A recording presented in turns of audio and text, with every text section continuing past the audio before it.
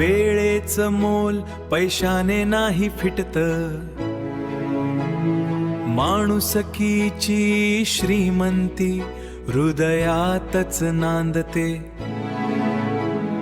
उपकारातून मुक्त व्हा, पण ऋण विसरू नका. सन्मानाने वागा, हीच खरी माणुसकी. एका घनदाट जंगलाच्या कोपऱ्यात वसलेलं एक छोटंसं खेडेगाव. अवघी 200 ते 300 लोकांची वस्ती आणि जेमतेम 20 ते 25 घरं. या गावात शहराचा वारा तसा कमीच लागायचा. गावाला जोडणारा एकमेव दुवा म्हणजे दिवसातून फक्त एकदाच येणारी ती लालपरी एसटी बस. संध्याकाळी मुक्कामाला यायची आणि सकाळी लवकर धूळ उडवत निघून जायची. याच गावात राजू नावाचा तरुण राहायचा. त्याचं शालेय शिक्षण शहरात मामाकडे झालं होतं, पण परिस्थितीच्या काही अशा चटक्यांमुळे त्याला शहराचा निरोप घेऊन पुन्हा आपल्या या छोट्याशा गावात परतावं लागलं होतं. राजू शिकलेला होता, त्यामुळे गावातल्या शेतीकामात त्याचं मन रमत नसे. त्याला ओढ होती ती एका चांगल्या नोकरीची, वर्तमानपत्राची ओढ. राजूला एक सवय होती, ती म्हणजे रोज गावातल्या एकमेव हॉटेलमध्ये जाऊन वर्तमानपत्र वाचण्याची. ते हॉटेल म्हणजे गावाचा फेसबुक होतं. गंमत म्हणजे तिथे येणारा पेपर नेहमी जुना असायचा, कधी 2 दिवसांपूर्वीचा तर कधी आठवडाभरापूर्वीचा. पण राजूला त्याचं सोयरसुतक नव्हतं. तो मोठ्या आशेने त्यातील जाहिराती आणि बातम्या वाचायचा, विशेषतः नोकरीच्या संधी शोधण्यासाठी. ती जाहिरात आणि 50,000चा पगार. असाच एक दिवस राजू हॉटेलमध्ये बसून एक जुना चुरगळलेला पेपर चाळत होता. अचानक त्याची नजर एका जाहिरातीवर पडली. जाहिरात होती एका मोठ्या हॉटेलमध्ये मॅनेजर पदासाठी. खाली ठळक अक्षरात लिहिले होते, पगार 50,000 रुपये. राजू क्षणभर थबकला. त्याने डोळे चोळून पुन्हा वाचलं, 50,000. त्या काळी आणि त्या खेडेगावात जिथे 100 रुपयालाही मोठी किंमत होती, तिथे 50,000 म्हणजे राजूला ते एखाद्या स्वप्नासारखं किंवा कोणाची तरी मस्करी वाटली. तो स्वतःशीच हसला आणि मनात म्हणाला, कोणीतरी गंमत केली असेल, एवढा पगार कोण देतंय का? एक मजाक म्हणून केलेला अर्ज. राजूने ती जाहिरात दुर्लक्षित करायचं ठरवलं, पण त्याच्या मनातल्या सुशिक्षित तरुणाने त्याला स्वस्थ बसू दिलं नाही. सवयीप्रमाणे त्याने तो पत्ता एका कागदावर लिहून घेतला. घरी आल्यावर त्याने विचार केला, चला बघूया तरी काय होतंय. त्याने एक पत्र लिहिलं. त्यात स्वतःचं शिक्षण, अनुभव आणि माहिती भरली. हे सर्व त्याने एका गंमत म्हणून किंवा नशिबाची परीक्षा पाहण्यासाठी केलं होतं. त्यानं ते पत्र पोस्टात टाकलं. त्याला खात्री होती की हे पत्र कुठेतरी कचऱ्यात जाईल किंवा ही जाहिरात खोटी असेल. पण त्याला हे माहीत नव्हतं की त्याने मजेशीरपणे टाकलेलं हे पाऊल त्याच्या आयुष्याची दिशा कायमची बदलणार होतं. मंद्रुपचे माऊली ही गोष्ट इथे एका रंजक वळणावर आली आहे. त्या राजूची परीक्षा, वेळ, अंतर आणि नियतीचा खेळ. गावात त्या दिवशी एक वेगळीच खळबळ उडाली. ज्या गावात वर्षातून एखादं पत्र चुकून यायचं, तिथे आज चक्क पोस्टमन खाकी वर्दीत सायकल मारत आला होता. गावकरी आश्चर्याने बघू लागले. प्रत्येकाच्या मनात एकच प्रश्न, या जंगलातल्या गावात कोणाचं पत्र आलंय? पोस्टमनने चौकात उभं राहून विचारलं, राजू नावाचा माणूस कोण आहे इथे? त्याचं पत्र आलंय. गावकऱ्यांनी राजूच्या घराचा पत्ता सांगितला, पण प्रत्येकाच्या मनात शंकेची पाल चुकचुकली. राजूने असं काय केलंय की थेट सरकारचं किंवा कोणाचं तरी पत्र आलं? पत्रातला तो आदेश. पोस्टमन राजूच्या दारात उभा होता. राजूने थरथरत्या हाताने ते पाकिट घेतलं. आयुष्यात पहिल्यांदाच त्याच्या नावाचं अधिकृत पत्र आलं होतं. पाकिट फोडलं आणि आतलं लेटर पॅड वाचून त्याचे डोळे विस्पारले. त्यात स्पष्ट लिहिलं होतं, तुम्ही मॅनेजर पदासाठी पात्र आहात. 5 तारखेला दुपारी ठीक दुपारचे 12 वाजता तुम्हाला मुलाखतीसाठी हजर राहायचे आहे. वेळेत न पोहोचल्यास हा विचार दुसऱ्या उमेदवाराचा केला जाईल. राजूने पत्राच्या वरचा पत्ता पाहिला आणि त्याचे पाय लटलटू लागले. तो पत्ता होता दिल्लीचा. वेळेचा जीवघेणा संघर्ष. राजूचं डोकं चक्रावून गेलं. त्याने पळत जाऊन हॉटेल गाठलं आणि तो जुना पेपर शोधला. त्याच्या लक्षात आलं की आज तारीख 3 आहे, म्हणजेच त्याच्याकडे जेमतेम 1.5 दिवस उरला होता. आणि सर्वात मोठं संकट म्हणजे त्या गावातून शहरात जाणारी एसटी फक्त एकदाच यायची, ती सुद्धा संध्याकाळी मुक्कामाला. राजू गणिते मांडू लागला. 1, आज संध्याकाळी एसटी येणार, ती उद्या सकाळी सुटणार. 2, उद्या 4 तारीख असेल, एसटीने शहरात पोहोचायलाच दुपार होईल. 3, तिथून दिल्ली हजारो मैल लांब, विमानाची सोय नाही आणि खिशात रेल्वेच्या तिकिटाचे 150 रुपये सुद्धा नाहीत. 5 तारखेला दुपारी 12 वाजेपर्यंत दिल्ली गाठणं म्हणजे निव्वळ अशक्य गोष्ट होती. मजाक की नशिबाची क्रूर चेष्टा. मी तर फक्त मजाक म्हणून पत्र पाठवलं होतं, पण हे खरं कसं झालं? राजू स्वतःशीच ओरडला. एका बाजूला 50,000च्या पगाराचं स्वप्न त्याला खुणावत होतं, तर दुसऱ्या बाजूला गरिबी आणि गावाचं भौगोलिक अंतर त्याच्या वाटेत हिमालय बनून उभं होतं. खिशात दमडी नाही, वेळेचं गणित जुळत नाही आणि एसटी शिवाय बाहेर पडायला साधन नाही. तो विचार करू लागला, उद्या 12 वाजेपर्यंत मी दिल्लीला कसा पोहोचणार? हे तर दैवाचे देणे की नशिबाची क्रूर थट्टा? राजूच्या डोळ्यासमोर ते 50,000 रुपये आणि त्याच्या घरची गरिबी फेर धरू लागली. तो व्याकुळ झाला. पण म्हणतात ना, जिथे जिद्द असते तिथे रस्ता सापडतो. आता राजू या अशक्य वाटणाऱ्या प्रवासासाठी काय पाऊल उचलणार हे पाहणे औत्सुक्याचे ठरेल. मंद्रुपचे माऊली, राजूची ही अवस्था खरोखरच काळजाला हात लावणारी आहे. वेळेविरुद्धची ही लढाई आता तो कशी जिंकतो हे पाहणे महत्वाचे आहे. थरार, स्वप्नांसाठी केलेली पायपीट. पत्रातलं ते दिल्लीचं बोलावणं राजूला शांत बसू देत नव्हतं. खिशात दमडी नाही आणि दिल्ली हजारो मैल लांब. राजूला माहीत होतं की ही त्याची शेवटची संधी आहे. त्याने सरळ गावातील सावकाराचं घर गाठलं. सावकाराचा नकार आणि राजूची गयावया. सावकार म्हणजे गावातला सगळ्यात श्रीमंत माणूस. राजूने धापा टाकत सावकाराला गाठलं आणि ते लेटर दाखवलं. सावकार, मला 50,000ची नोकरी लागलीये. दिल्लीला जायला पैसे हवेत. सावकार खदाखदा हसला. अरे राजा, आपल्या संपूर्ण गावाची मिळकत 50,000 नाही. तुला महिना कोण देणार? तू नक्कीच हे खोटं नाटक करून लोकांचे पैसे घेऊन पळून जाण्याच्या विचारात आहेस. राजू सावकाराच्या पाया पडला, रडला, गयावया केली. शेवटी सावकाराला थोडी दया आली. तो म्हणाला, हे बघ, मी तुला 100 रुपये देतो, पण बदल्यात मला त्याचे डबल पैसे हवेत. राजूने विचार केला, 100 रुपयात दिल्ली कशी गाठणार? त्याने 500ची मागणी केली, पण सावकाराने हात वर केले. गावभर केलेली झोळी. राजू हताश झाला नाही. तो वेड्यासारखा एका उंबरठ्यावरून दुसऱ्या उंबरठ्यावर जाऊ लागला. कोणाकडे 10 रुपये, कोणाकडे 20 रुपये. अक्षरशः कुत्र्यासारखी अवस्था झाली होती त्याची. गावातील 25 ते 30 घरातून त्याने उसने पासने पैसे गोळा केले. कुणीतरी माणुसकी दाखवली तर कुणी मस्करी केली. असं करत करत त्याने 400 रुपये जमवले. पण दिल्लीच्या प्रवासासाठी अजूनही किमान 200 रुपयांची नड होती. वेळेविरुद्धची शर्यत. सकाळचे 6 वाजले होते. 7 वाजता फाट्यावरून एसटी सुटणार होती. गावापासून एसटीचा मुख्य रस्ता, फाटा 2 किलोमीटर लांब जंगलाच्या वाटेने होता. राजूच्या डोक्यात विचारांचं चक्र फिरत होतं. अजून पैसे कसे जमणार? पण आता थांबायला वेळ नव्हता. जर 7ची गाडी चुकली तर दिल्लीचं स्वप्न कायमचं धूळधाणीला मिळणार होतं. राजूने आपले ते फाटके कपडे एका पिशवीत भरले, जमवलेले 400 रुपये कमरेला घट्ट बांधले आणि त्याने फाट्याच्या दिशेने धावायला सुरुवात केली. त्याच्या पायात चपला होत्या की नाही याचंही त्याला भान नव्हतं. त्याच्या डोळ्यासमोर फक्त 5 तारीख दुपारी 12 वाजेची वेळ आणि ते दिल्लीचं हॉटेल दिसत होतं. मंद्रुपचे माऊली, ही गोष्ट खरोखरच जबरदस्त आहे. एका सामान्य मुलाची असामान्य जिद्द तुम्ही यात दाखवली आहे. तो ज्या पद्धतीने पैपै गोळा करतो ते वाचताना जुन्या काळातल्या संघर्षाची आठवण येते. तुमची ही परीक्षेची पद्धत आणि मांडणी खूपच वास्तववादी आहे. जीवनाचं मर्म सांगणाऱ्या, संघर्षाची जाणीव करून देणाऱ्या आणि मनाला भिडणाऱ्या अशाच नवनवीन व रंजक गोष्टी ऐकण्यासाठी मांडरूपचे माऊली या चॅनेलला नक्की सबस्क्राईब करा. इथे तुम्हाला केवळ गोष्टीच मिळणार नाहीत, तर मानवी बुद्धी आणि तंत्रज्ञान यांचा एक वेगळा संगम पाहायला मिळेल. त्यामुळे आत्ता चॅनलला भेट द्या आणि या राजूचा टाहो, सुटणारी गाडी आणि नशिबाची क्रूर थट्टा. सकाळची वेळ, फाट्यावरची ती शांतता राजूच्या काळजाच्या धडधडीने भंग पावली होती. राजू धावत धावत त्या हॉटेलवाल्याकडे पोहोचला. तेच हॉटेल जिथे बसून त्याने तो जुना पेपर वाचला होता. हॉटेलवाल्याने जेव्हा ते लेटर पाहिलं तेव्हा त्याच्याही डोळ्यांत पाणी आलं. त्याला माहित होतं की हा मुलगा रोज आशेने इथे पेपर वाचायचा. हॉटेलवाल्याची मदत आणि अपुरे पैसे.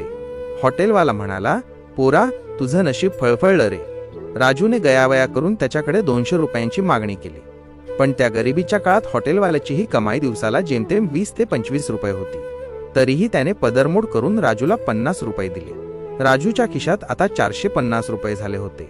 पण दिल्लीसाठी अजूनही 150 रुपयांची मोठी तफावत होती. एसटी आली आणि काळजाचा ठोका चुकला. तेवढ्यात लांबून धूळ उडवत ती लाल परी एसटी फाट्यावर येऊन थांबली. राजूचा घाम सुटला. त्याला समोर आपली नोकरी जाताना दिसत होती. तो कंडक्टर आणि ड्रायव्हरच्या पाया पडला. त्यांना पत्राचं गांभीर्य सांगितलं. ड्रायव्हर कंडक्टरने आपली पाकिटं तपासली. त्यांनी स्वतःकडचे 20 ते 50 रुपये दिले. पण नियमांच्या चौकटीत राहून ते यापुढे काहीच करू शकत नव्हते. गाडीत पसरलेली झोळी. वेळ संपत चालली होती. राजू वेड्यासारखा एसटीच्या आत चढला. तिथे बसलेल्या प्रवाशांसमोर त्याने हात पसरले. मला भीक द्या, पण मला दिल्लीला जाऊ द्या. माझी 50,000ची नोकरी जाईल, असं म्हणत तो रडू लागला. प्रवाशांनी दया येऊन कुणी 10 तर कुणी 5 रुपये दिले. पण खेडेगावातल्या त्या प्रवाशांकडेही स्वतःच्या खर्चाव्यतिरिक्त जास्तीचे पैसे नव्हते. सर्वांनी हात वर केले. कंडक्टरचा शेवटचा शब्द. कंडक्टरने घड्याळाकडे पाहिलं आणि शिट्टी वाजवली. राजू, खाली उतर बाबा, आमचा गाडीचा टायमिंग झालाय. उशीर झाला तर आमची नोकरी धोक्यात येईल. तुला जेवढी मदत करायची होती तेवढी आम्ही आणि प्रवाशांनी केली, पण आता यापुढे आम्ही काहीच करू शकत नाही. तुझं नशीब तुझ्यासोबत. राजूचा आकांत जेव्हा नशीब मातीत लोळते. हॉटेलवाल्याने राजूला रडताना पाहिलं आणि त्याच्या डोक्यात एक युक्ती आली. त्याने जोरात हाक मारली, अरे कंडक्टर साहेब, ड्रायव्हर साहेब, आज आनंदाची बातमी आहे, मला मुलगा झालाय. 4 मुलींनंतर आज देवाने मला मुलगा दिलाय.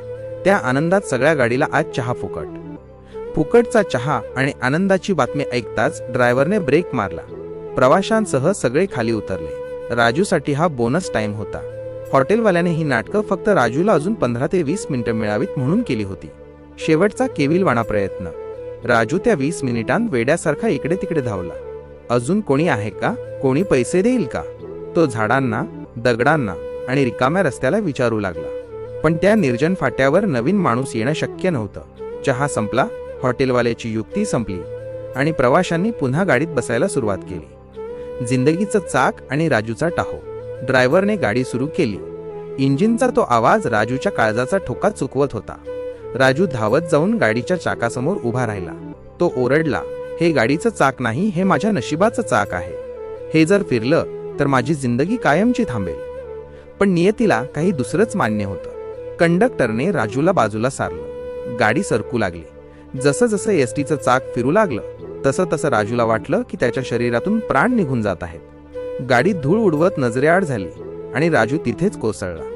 मातीत मिसळलेलं स्वप्न. राजू आता शुद्धीवर नव्हता. तो जमिनीवर आडवा झाला. माती उकरू लागला. तो मातीचा घास घेऊ लागला आणि स्वतःचे कपडे फाडू लागला. कोणीतरी मदत करा, माझी नोकरी जाईल, मी गरिबीत मरेन, असा टाहो त्याने फोडला. गावातून फाट्यावर आलेल्या लोकांना वाटलं की गरिबीने आणि त्या नोकरीच्या पत्राने राजूला वेड लावलाय. जो मुलगा शहरात शिकून शहाणा म्हणून आला होता तो आज एका जुन्या वर्तमानपत्राच्या तुकड्यामुळे मातीत लोळत होता. त्याच्या डोळ्यांतून वाहणारं पाणी आणि तोंडातील माती पाहून दगडही पाजरेल अशी त्याची अवस्था झाली होती. मंद्रुपचे माऊली. ही घटना खूपच विषण्ण करणारी आहे. एका सुशिक्षित माणसाला परिस्थिती कशा प्रकारे वेड लावते याचं हे जिवंत उदाहरण आहे. राजूची ही अवस्था पाहून खरंच वाटतं की त्या पत्राने त्याला सुख दिलं की आयुष्यभराचं दुःख. राजू मातीत लोळत असताना फाट्यावरच्या एका झाडाखाली बसलेला एक जुना भिकारी हे सगळं दृश्य मोठ्या कुतूहलाने बघत होता. राजूची फाटलेली कपडे आणि माती खाण्याची अवस्था पाहून त्या भिकाऱ्याला वाटलं आपल्या हद्दीत हा नवीन स्पर्धक कुठून आला. त्याला वाटलं की हा मुलगा आता इथली सगळी भीक लांबवणार. भिकाऱ्याचा रुद्रावतार आणि राजूची विनवणी. तो भिकारी रागाने राजूजवळ आला आणि त्याला शिव्या देऊ लागला. ए, उठ इथून. कपडे फाडून माती खाऊन लोकांची दया मिळवतोयस काय? हे गाव माझं आहे. इथे भीक मागायचा अधिकार फक्त माझा आहे. निघून जा इथून, नाहीतर गाठ माझ्याशी आहे. राजूने डोळ्यांतलं पाणी पुसलं आणि रडत रडत आपली सगळी व्यथा सांगितली. बाबा, मी भिकारी नाही. मला नोकरी लागलीये, पण माझ्याकडे दिल्लीला जायला पैसे कमी पडतायत. माझी शेवटची गाडी पण सुटलीये. श्रीमंत मनाचा भिकारी. भिकाऱ्याने राजूच्या डोळ्यांत पाहिलं. त्याला जाणवलं की हा मुलगा खोटं बोलत नाहीये. तो भिकारी आपल्या फाटलेल्या झोळीतून एक जुनी पुरचुंडी काढत म्हणाला, किती पैसे कमी आहेत सांग. राजूला आश्चर्य वाटलं. तो हळूच म्हणाला, फक्त 50 रुपये. भिकाऱ्याने चक्क 100 रुपयांची नोट राजूच्या हातावर ठेवली आणि दरडावून म्हणाला, हे घे 100 रुपये आणि आत्ताच्या आत्ता हे गाव सोडून निघून जा. पुन्हा इथे दिसू नकोस आणि माझ्या पोटावर पाय देऊ नकोस. जा, पळ. नशिबाची शेवटची धाव. राजूच्या जीवात जीव आला.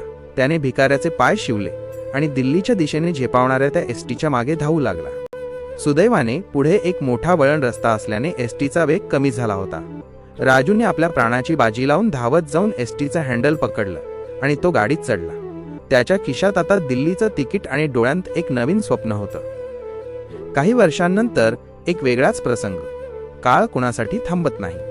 बघता बघता 10 ते 12 वर्ष उलटून गेली. तो छोटासा फाटा आता मोठा झाला होता. तिथे आता पक्की दुकानं झाली होती. पण ते जुनं हॉटेल आणि ते झाड अजूनही तिथेच होतं. तो भिकारी आता खूप म्हातारा झाला होता, पण त्याची जागा मात्र तीच होती. एके दिवशी त्या फाट्यावर एक आलिशान काळी गाडी येऊन थांबली. त्यातून एक सूटबूट घातलेला रुबाबदार माणूस खाली उतरला. साधा राजू राहिला नव्हता. तो राजू साहेब झाला होता. आलिशान गाडी, हाताखाली माणसं आणि खिशात अफाट पैसा. पण यशाच्या शिखरावर असूनही त्याचे पाय जमिनीवर होते. त्याला त्या संघर्षाच्या रात्रीची आणि त्याला मदत करणाऱ्या प्रत्येक हाताची आठवण होती. त्याने ठरवलं, ज्यांनी ज्यांनी मला त्या दिवशी 1-1 रुपयाची मदत केली त्यांना मी आज 1-1 लाख रुपये देणार. कर्जमुक्तीचा प्रवास. राजू गावात आला.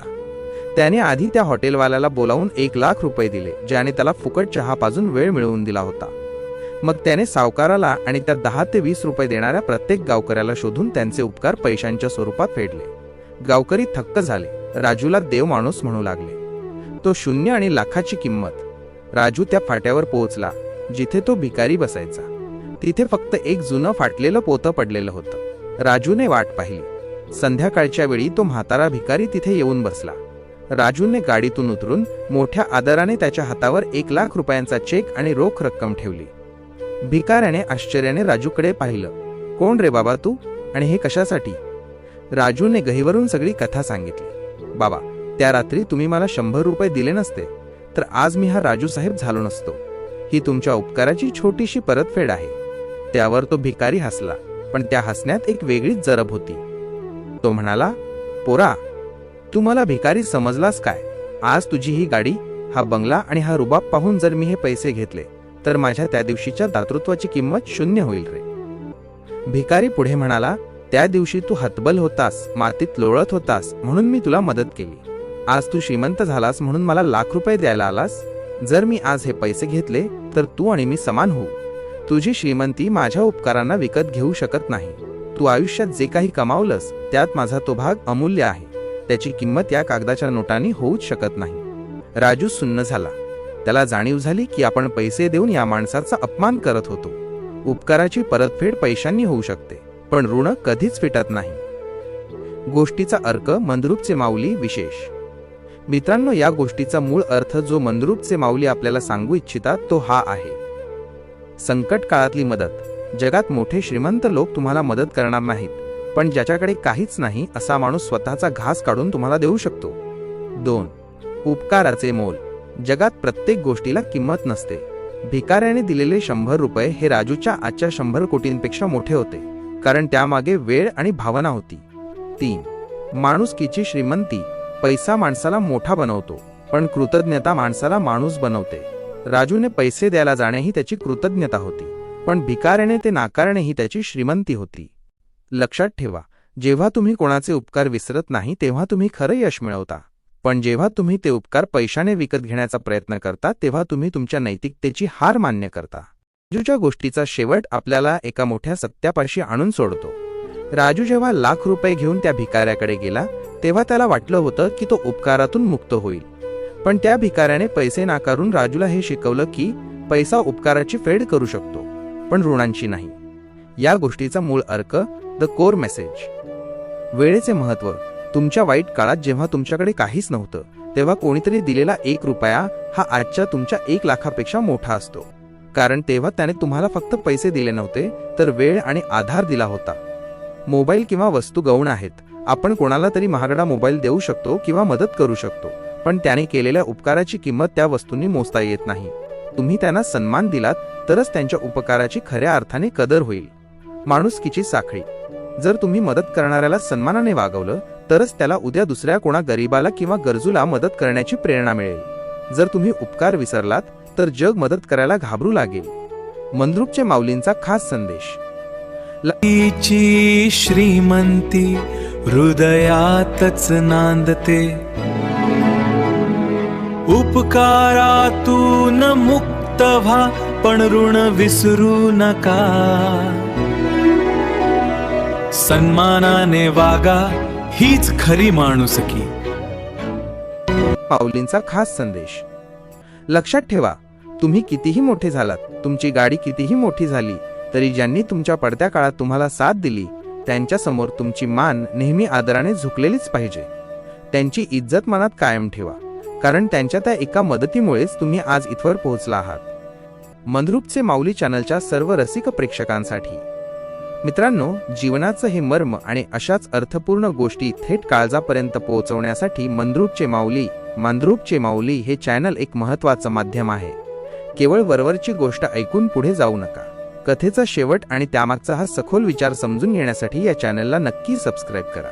तुमची एक पसंती आणि सबस्क्रिप्शन अशा चांगल्या विचारांना जगासमोर न्यायला मदत करेल.